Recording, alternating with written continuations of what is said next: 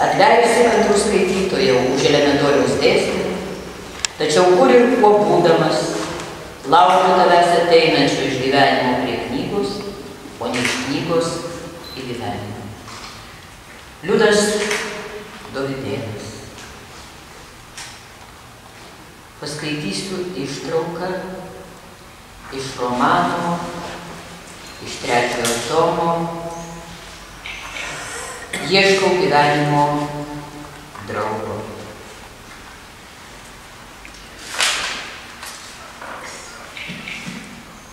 Reikia žmogų kartą apgauti, nublokšti, tada tik jis pradeda sveikai galvoti. Jei tamsta būsi kantri, papasakosiu savo gyvenimą. Kai aš girdžiu muziką, dainą, varpų skambėjimą, mane užlieja lakios mintis. Gal tai yra vadinamasis įkvėpimas? Labai mėgstu klausyti kalbos, ypač vakaro prietvandoje. Dar po vieną, matininkas pakelia knygos stikliuką. Moteris reikia prašyti, bet tai sena mada. Būkit savarankiškai, jei gerit gerti, tai negerit negerti. Nesiduokit prikalbami. Man jau per daug. Užtat ne per mažą. Padėjau tuščią stikliuką, aukštą, vieną gerti panelę. Jis milim parodė iki pusės nugertą stikliuką. Aš iš mažens nebėgau nuo lašo. Taip jau matyt buvo ne mano valios. Lemia, kad tėvas buvo restorano smuikininkas. Dailus viskam pasirengęs, nežinojo, kur kėlė, kur gulės. Restorano smuikininkas tai savaime daug pasako. Motina kukli mergaitė. Lanksti dailiai šoko ir mane vienintelį sūnų augino.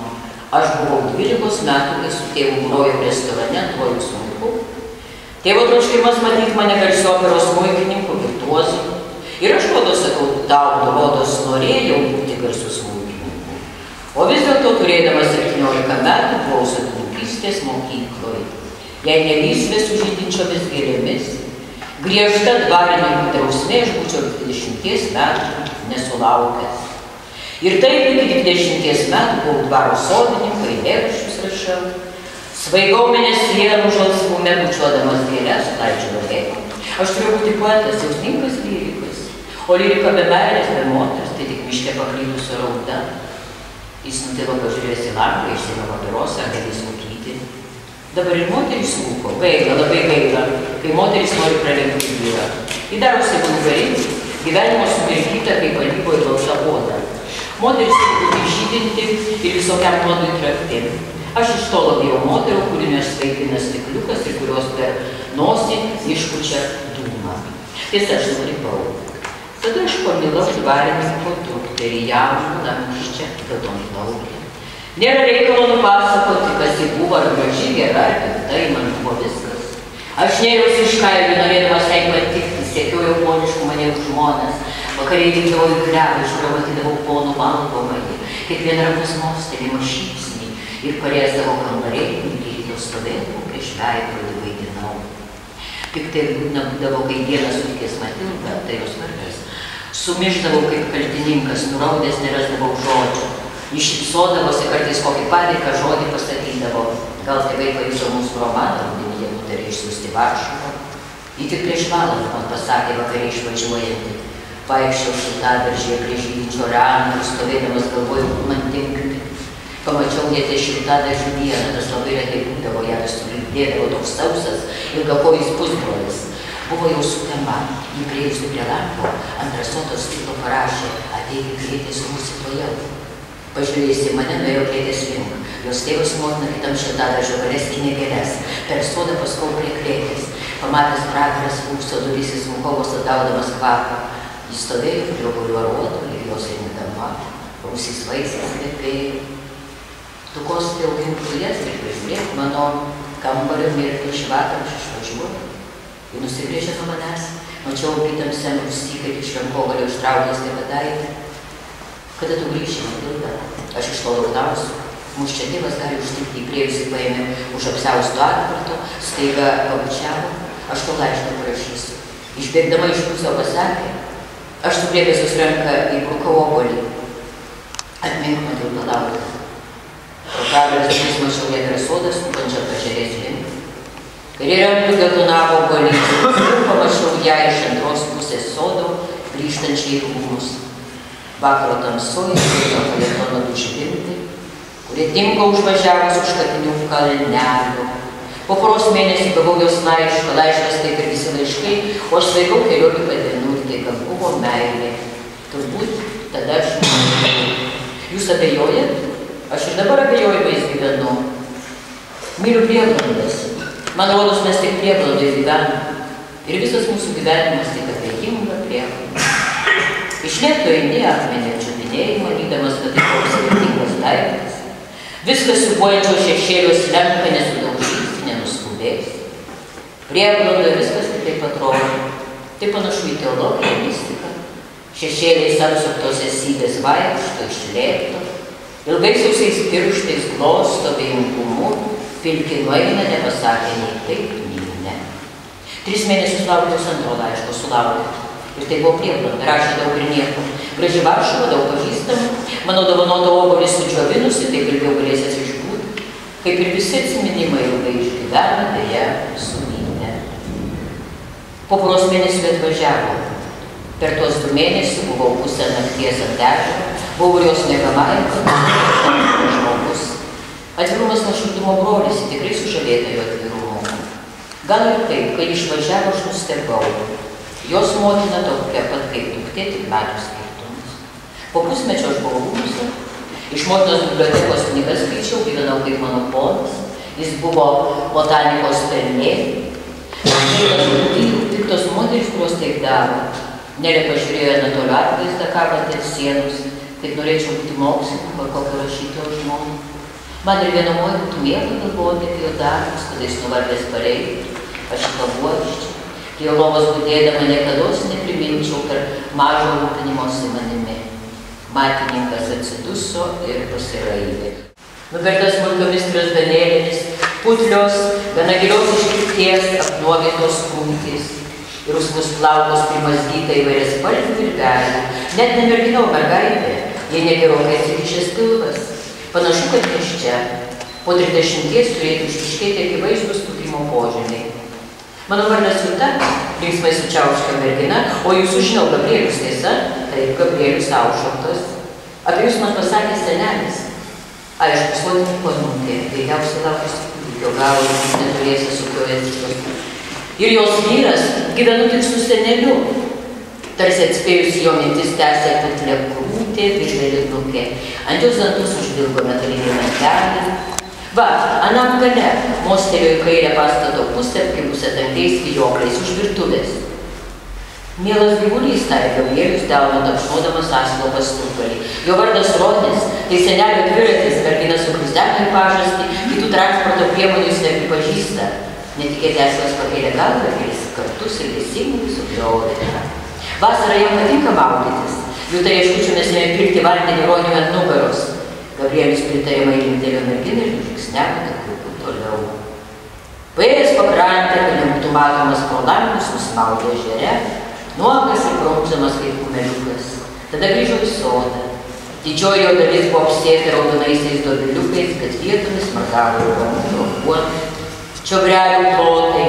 Suktelės dešinėn pastebėjo po netvarkingų kvadratų pasėtų rūpų rėžį su melsvai žybčiojančiomis rūkėtėlėmis. Netoliese stovėjo nedidukė balta koplytėlė, apėjo ją trikampę. Nerūpestingai viršinėjo po sodą, dairėsi vaismedžius, krūmokšnius, dailynus. Žiogai būriais traksėjo skersai taką, pritūpė prie violetinio ilgino, jo žiedas buvo stambus, o atspalviai stebėtinai įdomus. Kirstelėjo galvą, sodo pakraštyje išvydo Eliezarą su kastuvu. Šįryt sodininkas vilkėjo ne žaliai apsiaustą su gobtuvu, bet akinamai baltus marškinius išsipešusius iš kaktos spalvos kelnių. Atrodė, senis bando iškasti kažkokią šaknį, gal ropę. Pamatęs artėjantį Gabrielių, sodininkas įsmeigė kastuvą į žemę ir pagaitai nudelbė akis. Padėk Dievui, žvaliai tarė Gabrielius. Senis dar žinau nuleikė sprandą, bet nieko neatsakė, rankoje jis iš tiesų laikė ropę. Gražūs orai plūstelėjo, bandydamas užmegzti pokalbį, tęsė Gabrielius. Kaip manote, ilgam? Aš niekad nieko nemanau, kol nekalbu vien tai, ką man praneša. Sodininko žodžiai skrido tarsi iš po žemės, vis dėlto balsas nebuvo priešiškas. Praneša? Kas praneša? Maža kas, mano galva žolinė. Augalėlė prisekliukėm netinka, savo minčių neturiu. Gabrieliui ūmai prieš akis išniro vaivorykštė, vakarykštis rūdas. ir keistoji šliūžė, kurią apžiūrinėjau laukdamas sodininko. Pasakykit, kas ten vakar šlumštelėjo žolėn iš jūsų kišenės. Dzebukas, ponė. Dzebukas? Kilstelio Angelis Gabrielius, kas toks? Kas toks? Kaip čia jums paaiškins? Tarkim, jeigu žmonėms gimsta vaikas ir jam tėvai duoda vardą. Žmogus. Vadinasi, tas žmogus yra tiesiog žmogus, o dzebukas irgi yra tiesiog dzebukas. Tokia gyvūnų rūšis ne visai dėlėtų sakyti anatų. Arba mūsiškai nesybių. Nesybių? O kas jums pasakė, kas toks yra dzebukas? Dzebukas. Vadinasi, tvirtinate, kad jūs savo minčių neturite? Ne aš, ponė, jos taip tvirtina. Ne vienas žmogus savo minčių neturi. Tai kieno mintis mes dabar dėstome? Paprastai vienas žmogus prisileidžia artinę daugiau kaip 10 anų, jų mintimis ir kalba. Šį išvadą Gabrielių pralinksmino. Jo labiau, kad Elezaras matyt gavęs šeimininkės nurodymą, šnekėjo su jo pagarbiai, kantriai atsakinėjo klausimus, o kokias nesybės prisileidžiate tarkim jūs? Senis priekaištingai dėbtelėjo pašnekovą, tikrai noriu žinoti. Tikrai, nenusileido Gabrielius, pajutęs, kad sodininkas iš tiesų yra gavęs paliepimą būti paslaugus. Na, jeigu reikalaujat, Elezaras pakėlė akis ir dar toliau sumurmėjo. Viena jų yra Lijanas. Keistas vardas ir kaip tas Lijanas atrodo, kaip 3 liūtai, bet sudėti į vieną. Tai kodėl Lijanas? Jis visuomet pasirodo prieš lietų arba prieš kokią nedidukę negandą. Mat kaip? Gerai, tai bus Lijanas, o kiti dar yra užsvėjai drambliukai. Apie jų dauginimosi ypatumus galima pasiskaityti slaptajame Liūkų traktate, kaip ir anuomet. Kartais pasirodo voraklynis, tas tai kvailys, glaudžiasi pelkės akivaruose. Pavasarį buvo užklydę ir būrys silpukų, bet aš juos apibariau, tai išgyveno, kaip kareiviai padalinę galvas. Senis patenkintas, kuktelio panosiai. Atklysta juodasis baltininkas dažniausiai per vasaros šventes, o grafas Sudie gyvena visai šalimais uoleliai, kaip ir uolusis šimtarbis. Va, tokelis ir piesteliai. Tie tai dauginasi tuzinais, nuolat zuja aplink ausis. Ir viskas. Beveik, kai nesužduotume kalėdos daro, triausų aukštinkojų, tyločių, imperatoriaus nykštukų ir kelių sentimentaliųjų pircmergių. Pircmergių. Gabrielius klausėsi senę fantazijų su neslėpimu pasitenkinimu.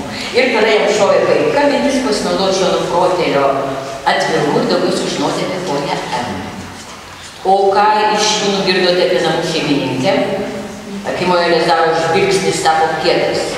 Kiauliai urbentis Gabrieliaus akių raideles, jis ilgokai tylėjo, bet vis dėlto pasiryžo, tik balsas buvo jau nenuolankus, o klastingai perspėjantis.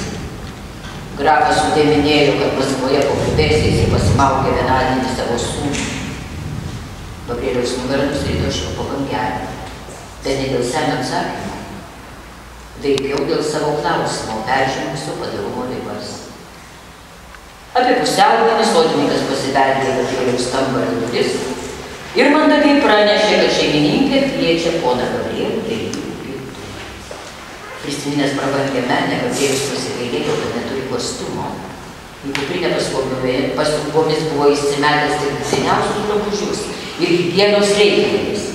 Taip, kostiumas būtų pravertęs, konstatavo Gabrielius, pravėręs menės duris ir išvykdęs Elezarą tarsi skulptūra sustingusi prie stalo. Sodininkas buvo įlipęs į senovinę livrėją, nors ant pakaušio pūpsojo prie šios aprangos ne itin derantį juodą jarmulinį. Pone vilkėjo elegantišką tokio atkreipimo suknelę kaip ir vakar, tik ne rugių spalvos, o sodriai violetinė. Jis stovėjo šalia didelio paveikslo. Tai buvo Gabrieliui žinoma Voltero drobė, Domas ir Ieva. Du nuogi, grotesiškai putlūs, bet dar neišpleręs storuliai atsukė nugaras. Abu žvelgė į pažinimo medį tarp jo šakų, rangėsi dvišakį liežuvį iškišęs raudonas žaltys, primenantis pitoną. Scena matyt vaizdavo mirksnį prieš pirmąją žmonių nuodėmę. Rojus dar nesutirštas, dar alsuoja naivių ir gaivalingų formų paprastumu. Jiedu kol kas nežino nuogučių esančių, tarė ponia M, pakreipusi galvą paveikslo pusę. Bet jeigu Adomas ir Ieva būtų nesusigundę paragauti uždrausto vaisiaus, šiame pasaulyje niekados nebūtų gimęs nė vienas žmogus. Įdomi alternatyva nusišypsojo Gabrielius. Gal ir gerai, kad jie nepasinaudojo ją. Šypsniu atsakė ponia. Moters akys buvo tamsios ir verpetuojančios, prinokusio baštonos spalvos. Jau vakar Gabrielius pastebėjo, kad ponia M prastai mato, veikiausiai yra trumpa realiai. Vis dėlto jo žvilgsnis buvo sunkiai atremiamas. Atrodė savo žvilgsnių ponia M, stengėsi įstumti pašnekovo žvilgsnį vidun. Matyt, jį tai jautė, nes kalbėdama retai, žvilgdavo tiesiai į akis. Gali spėti, kad jį tai daro ne iš drovumo, veikiau stengdamasi tausoti pašnekovą. Per pietus moteris valgė nedaug, tik tai, ko pasiūlydavo Elezaras, bet dažnokai kilsteldavo aukštą raudonojo vyno taurę. Prie stalo jie tęsė pokalbį apie dailę. Ponia M noriai stebinamai profesionaliai komentavo kai kuriuos retesnius paveikslus, kabančius menį. Dar po valandėlės Gabrielius užsiminė apie keistą rašomą į stalą, stovintį jo kambaryje. Minėjau, kad kolekcionuoju retus daiktus, atsakė ponia M. Matot vieną kaukę? Gracingai mostelėjo plaštaka į sieną prie lango. Tai vadinamoji Saljerio kaukė. O kiek žemiau šilkinė Mocarto nosinė, su išsiuvinėtu geniaus parašu. Turiu Mocarto žiedo akmenį, liudijimą, kad jis priklausė masonų ložei. Paprastas amaninis sagatas. Mocarto? Ko nedžiugiai įspūdo Gabrieliui. Muzikos mokykloje man buvo priklijavę Mocarto pravardę. Baigėt muzikos mokyklą? Nusistebėjo ponia M. Nebaigiau, tačiau ta pravardė ilgai mane lydėjo, kol išvažiavau studijuoti. Nuo šios valandėlės Gabrielius pajuto, kad ponia M juo susidomėjo. Sakytum, koks vabzdžių kolekcininkas, kuris žolėje užtiko paprastą vabaliuką, bet vėl įsižiūrėjai suprato, kad jis netoks jau paprastas, kur kas retesnės rūšies, gal netgi tinkantis kolekcijai. Kas kitas, jeigu ne Gabrielius, ir kas kitas, jeigu ne Donaldas, galėtų būti pagerbti šitoj koplyčioj. Žinoma, kai mes visi pamatėme jo knygą Altoriuje, tai supratome, kad ta knyga įgyja dar vieną prasmę, kaip pajuokautume ekonominės kalbos terminologijoje pridėtinę vertę. Matot, kaip pagerbtas. Dabar dėl komisijos darbo trumpai. Iš tiesų buvo aštrus ir aršus posėdis, bet koks įdomumas, kad Donaldą labiausiai ir geriausiai suprato, suvokė, priėmė visą širdimi ir šiandieną lygiai tą patį pakartojo skaitytoja moterys. Kodėl moterys, aš negaliu pasakyti, bet manau, kad ir poezija, ir tokią prozą, kokią rašo Kajokas, iš tiesų gali greičiausiai priimti tos žemės būtybės, kurios yra atviresnės dangui ir visiems kitiems lydintiems mus visą gyvenimą asmenims. Na, o apie patį romaną, tai noriu visiems palinkėti, ne tik moterims, bet ir vyrams, priimti šitą iššūkį ir perskaityti tą romaną, iš tikrųjų perskaityti su pasimėgavimu, nes lietuviai iš tiesų mėgsta ir myli tokį mistinį realizmą vadinamą. Lietuviai yra iš prigimties labai poetiški žmonės. Ir aš manau, kad didelio malonumo turėsite kiekvienas, kuris skaitysite tą tekstą, apie kurį mes komisijoje ir kalbėjome. O vis tik šis romanas yra kitoks. Ir tikrai yra laikas kitokiems romanams, va tokiems kaip šis, būti pamatytiems, įvertintiems ir skaitomiems. Nes kągi lemia premijos.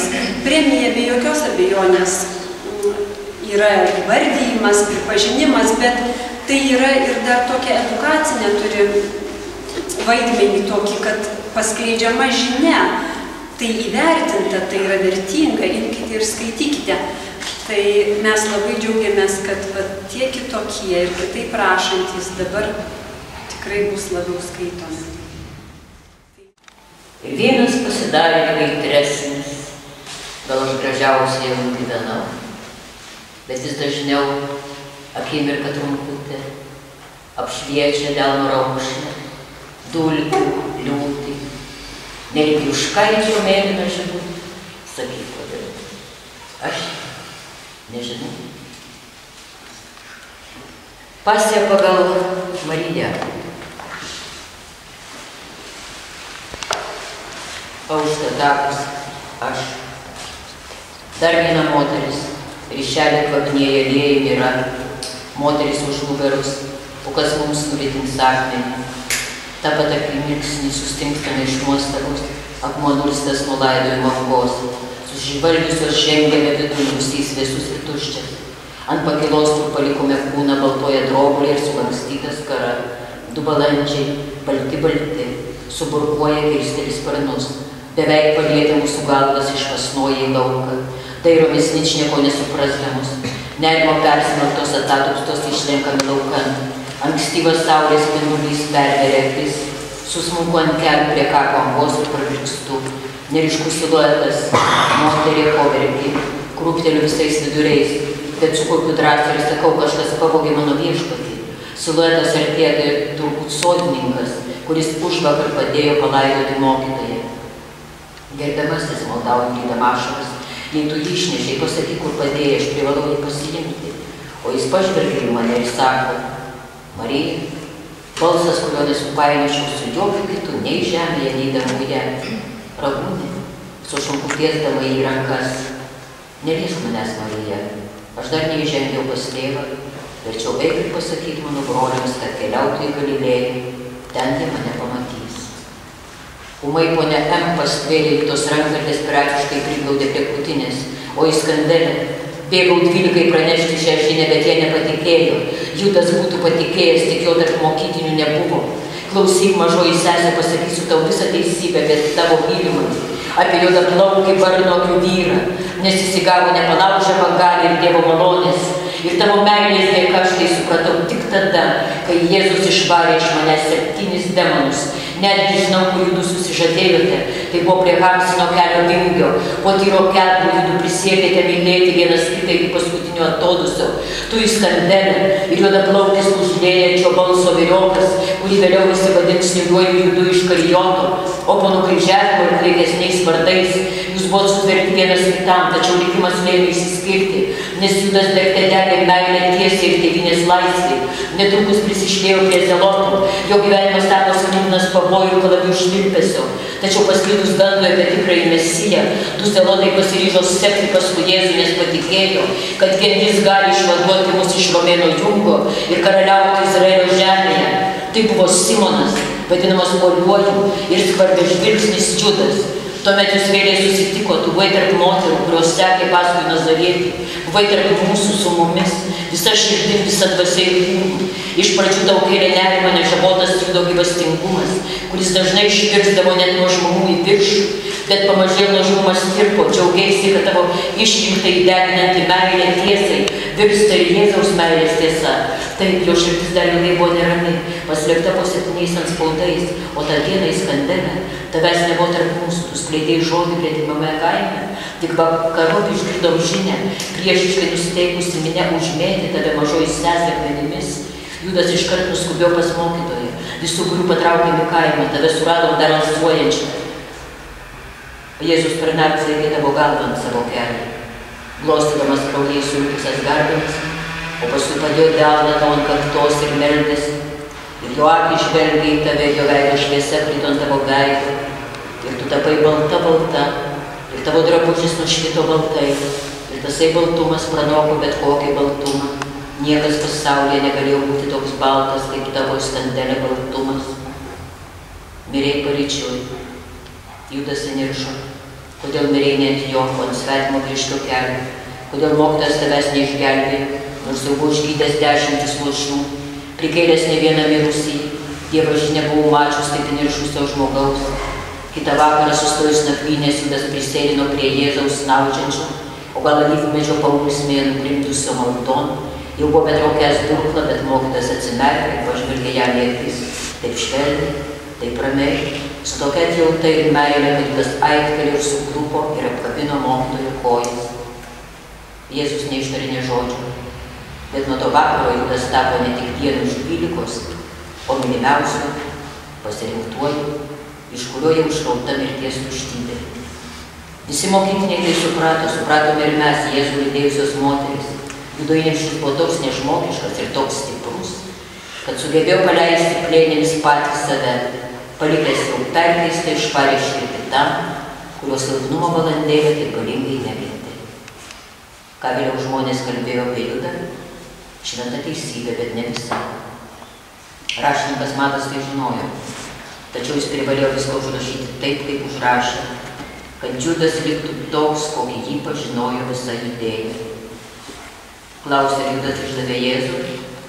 Taip, išdavė. Bet 12 nebejojo, jog tai buvo viešpatės valia, nes psalmių žodžiai ir tai, kas skelbė pranašai, turėjo išsipildyti. Kodėl tai Judas atvedė karius į Getsemanį ir mokytojas jo paklausė, ko atėjai, bičiuli? Mokiniai pajuto, kad Jėzus neklausė, tik atsisveikino su tuo, kurį pats pasirinko, tetrokšdamas vienu, ko švelniau ištarti, bičiuliai. Ir Judo bučinį mokytojas priėmė kaip mylinčiojo atsaką, kaip kilnų atsisveikinimą, ir vis skambėjo iš mokinių būtent Judui buvo leista paskutiniam liesti Jėzų. Taip, 12 gerai suprato, kas iš tikrųjų Getsemanėje vyko. Širdies gilumoje jie netgi pavydėjo Judui. Pripažino, kad jo tikėjimas stipriausias, taip iš tiesų ir buvo, nes ar kitaip galėtume paaiškinti jau kitą rytą, aniems kilus troškimą išvadėti mokytojų. O kaip jie ginčijos, kaip rėjosi, nepamenu, kieno galvoj kilo mintis pagrobti, sumanymas buvo įžūlus ir paprastas. Jėzaus mokymui nebelingos smuklės šeimininko, Simono Kireniečio beveik niekas nematė mokyklinių būrelių. Tad nutarė, kad jis turėtų pasisiūlyti vietoje nukamuoto mokytojo, panešėti į kryžių, gatvelė netoli Dovydo vartų, kur prasilenkti gali tik tai du žmonės, sargyba ir minia. Suprantama, atsiliks, mokyklinė tarp miestelėnų sukels sumaištį, kad nukreiptume dėmesį į siaudrinusią minią. Tuo metu Jėzus taip judesiu bus įtrauktas pro duris į smuklę, o jo vietų nuo pirmųjų atsistos vienas iš 12. Jie viską apgalvoja. Egzekucijos rytas Karmalais, paskirsta Jėzus, apvilko Natanaelį iš Galilėjos Kanos, mat į saugius sudėjimų plaukų spalva labiausiai priminė mokytoją. Natanaelis didžiavosi, kad galės pasitarnauti Jėzui, kaip Judas, kad pasitarnavo, o gal ir daugiau, nes kentės ir mirs už viešpatį ant kryžiaus. Vidinėme smuklės kieme Natanaelį nuplakė rimbais, nugarą kaklą ir skruostus ištepė gaidžio krauju. Ant galvos užmaušino dygo erškėčio vainiką, viskas buvo daroma sparčiai ir tiksliai. Šurmuliuojantis miestelėnai artinosi prie Dovydo vartų. Mokyklinė buvo įsimaišę į minią, o Natanaelis, Jonas ir Judas prie pradėjų smuklės durų. Procesais renkant siauriausią gatvelės dalimi minioje kilo iš anksto sumatyta sumaištis. Natanaelis jau matė Jėzaus veidą, o už jo Simono Kirenietį, šnopuojantį po kryžiaus našta. Natanaelis palinko priekin, ketindama šaukti laukan, staigiu judesiu stumtė mokytojas smuklės tamsą, o pats lyg nieko nevykus vilkti kojas priešais kryžių nešantį Kirenietį. Bet nutiko tai, ko niekas negalėjo numatyti. Judas stvėrė Natanaelį į glėbį ir pakėlė nuo žemės, o tas patavo kojomis ir inkštė, neįstengdamas išsprūsti iš tvirtų buvusio zelato gniaužto. Mokytojas parėjo pro smuklę, man pasirodė, jis net atlaidžiai nusišypsojo. Aš viską mačiau. Iskandelė, paleistas iš kito glėbio Natanaelis, dar žengtelėjo link gatvės, bet išvydęs jau pavėlavo, apsisuko ir puolė kumštį į stendą. Šis nesipriešino, tik užsidengė rankomis veidą, o Jonas pravirko. Ir aš supratau, kad Judas iš Karijoto visko buvo suplanavęs iš anksto, tik sunkiai galėjau paaiškinti, kodėl kieme jisai su tokiu įniršiu rimbu talžė Natanaelio nugarą vis kartodamas, kad ant kūno turi būti kuo daugiau žmogaus negaidžio kraujo.